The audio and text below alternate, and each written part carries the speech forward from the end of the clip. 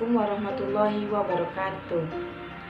Perkenalkan, nama saya Nurul Ulfa, NIM 11108240058 dari Prodi PGMI, Fakultas Tarbiyah dan Keguruan, Universitas UIN Suskaryo. Sebelum memulai pelajaran, lebih baik terlebih dahulu kita membaca doa. Bismillahirrahmanirrahim. Rabbi zidni ilma. Dengan membaca doa tadi, semoga pelajaran kita hari ini berjalan dengan lancar. Baiklah, adik-adik semuanya, apa kabar? Sehat ya? Semoga kita semua selalu dalam lindungan Allah Subhanahu wa Ta'ala dan dijauhkan dari mara bahaya. Amin. Baiklah, di sini Ibu akan mengajarkan mata pelajaran Akidah Akhlak yang tema pembelajarannya adalah sifat tercela atau menghindari sifat hasud dalam kehidupan sehari-hari dari kisah Abu Lahab. Nah, di sini ada yang tahu siapa itu Abu Lahab? Abu Lahab bin Abdul Muthalib adalah paman Nabi Muhammad SAW yang terkenal akan kebenciannya terhadap ajaran Islam. Namanya disebut dalam Al-Quran Surah Al-Lahab yang merupakan pengutukan atasnya sebagai salah satu musuh Islam. Abu Lahab memiliki sifat tercela karena tidak beriman kepada Allah SWT dan tidak mengakui Nabi Muhammad SAW sebagai Rasulullah. Ia dikenal sebagai tokoh Quraisy yang menolak keras dakwah Nabi Muhammad SAW. Ada yang tahu di mana lahirnya Abu Lahab atau wafatnya Abu Lahab?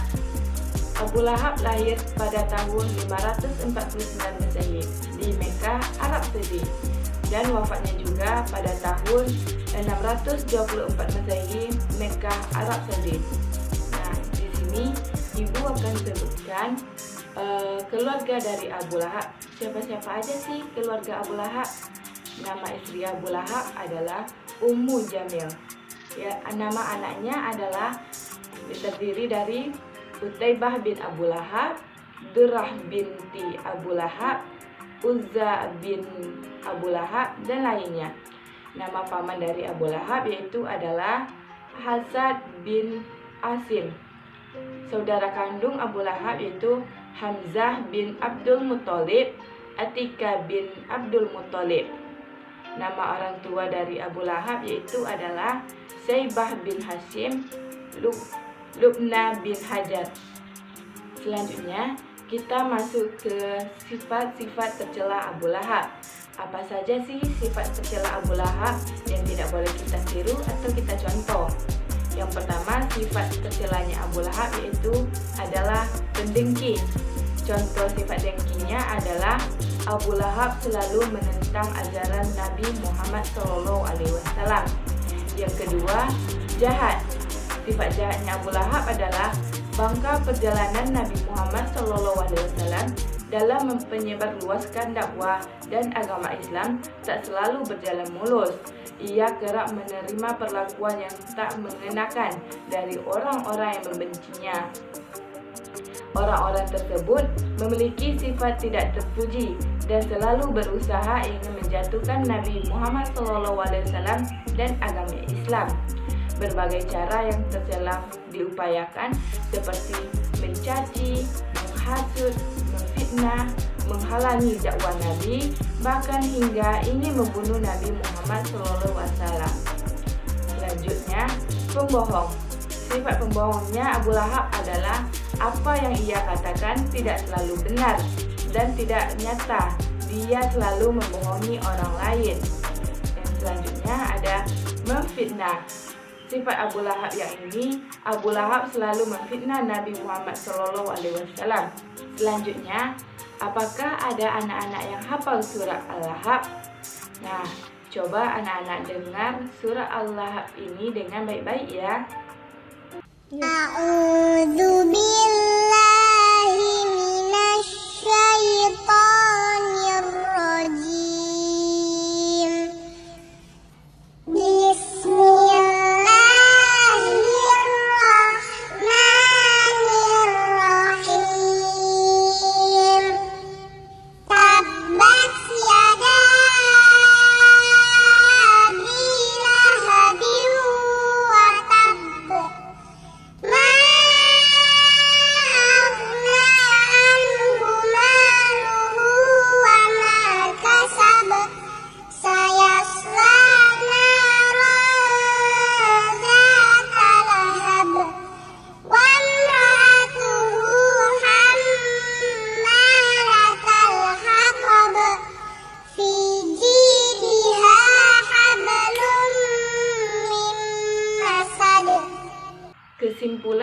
surat Al-Lahab adalah Allah mengutuk Abu Lahab dan istrinya karena memusuhi Nabi Muhammad SAW beserta pengikutnya, sehingga sia-sia semua hartanya karena semua itu tidak bisa menolongnya dari siksaan Allah Subhanahu wa Ta'ala.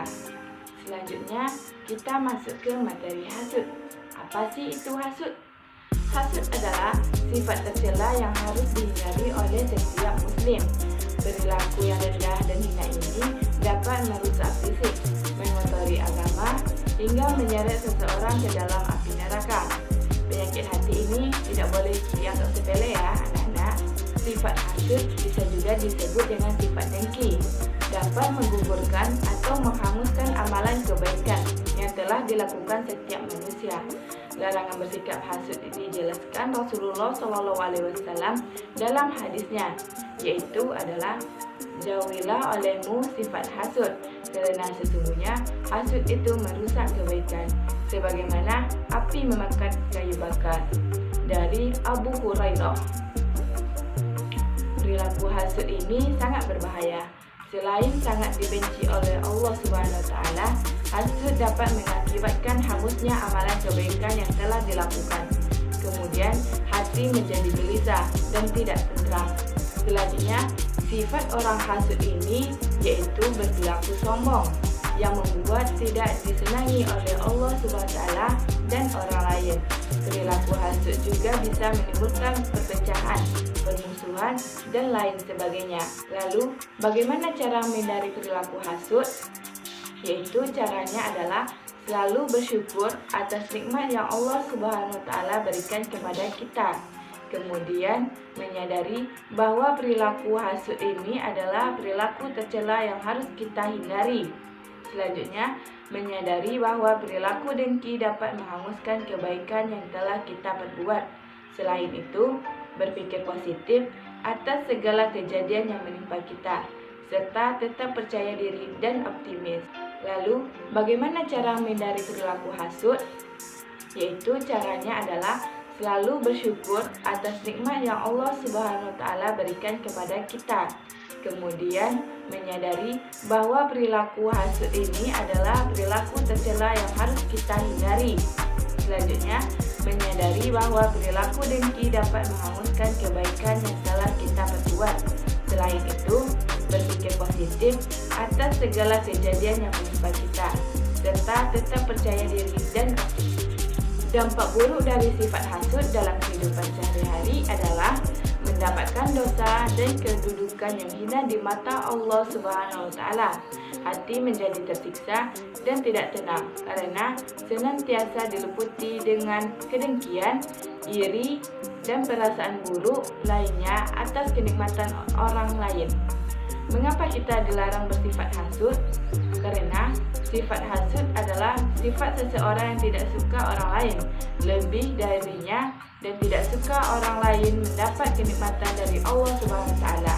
Yang selanjutnya, contoh sifat hasud adalah yang pertama, tidak merasa senang ketika melihat orang lain mendapat nikmat, tidak merasa senang ketika melihat orang lain bahagia, merasa senang jika orang itu gagal, merasa senang jika orang lain mendapat musibah, menghalangi orang lain agar orang lain tidak sukses.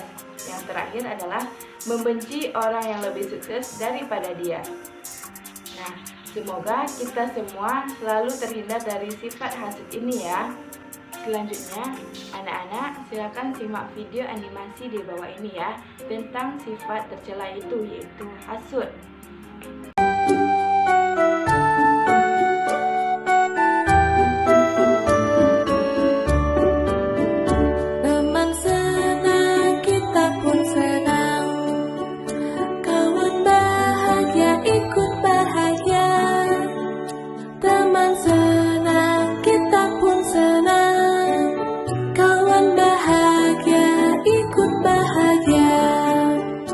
Jangan iri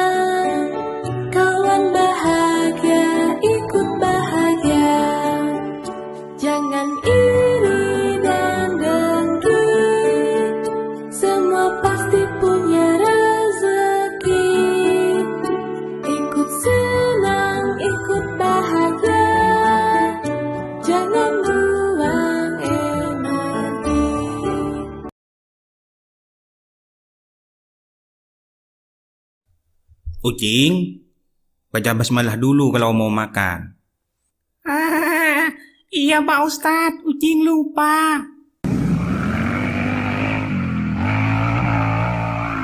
Wah, sepeda baru nih Pak Abdul. Iya Pak Ustadz. Alhamdulillah dapat rezeki, bisa dapat motor baru. Sombong kamu Pak Abdul. Apa kamu, Jing? Maaf ya Pak Ustadz, saya buru-buru. Mari, Assalamualaikum. Waalaikumsalam warahmatullahi wabarakatuh. Pak Ustadz, Pak Abdul sombong ya, mentang-mentang punya motor baru. Awas Cing, hati-hati. Jaga hatimu, jangan sampai di hatimu itu timbul sifat iri dan dengki pada orang lain. Karena apa, Cing? Karena dosa pertama yang dilakukan di langit dan di bumi ini adalah iri. Iri itu selalu mengharap hilangnya nikmat orang lain supaya nikmat itu pindah pada dirinya atau pada siapapun. Beda loh dengan kita seumpamanya mengharap nikmat yang sama dengan orang lain tanpa berharap nikmat itu hilang pada orang tersebut. Maka kalau seperti ini, Jing, dinamakan riptoh. Dan ini tidak apa-apa, bahkan dianjurkan. Paham, Jing?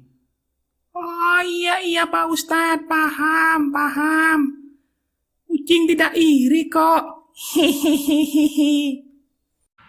Dari video yang anak-anak lihat tadi, semoga kita semua selalu terhindar dari sifat tercela tadi ya, yaitu sifat hasud. Dan kita semua selalu dalam lindungan Allah Subhanahu wa Ta'ala. Nah, untuk pembelajaran hari ini kita cukup sampai di sini dulu ya. Jika ada salah kata, mohon dimaafkan. Wabillahi taufiq wal hidayah. Wassalamualaikum warahmatullahi wabarakatuh. Give a damn about a hater when I feel like it. Not today, not today, not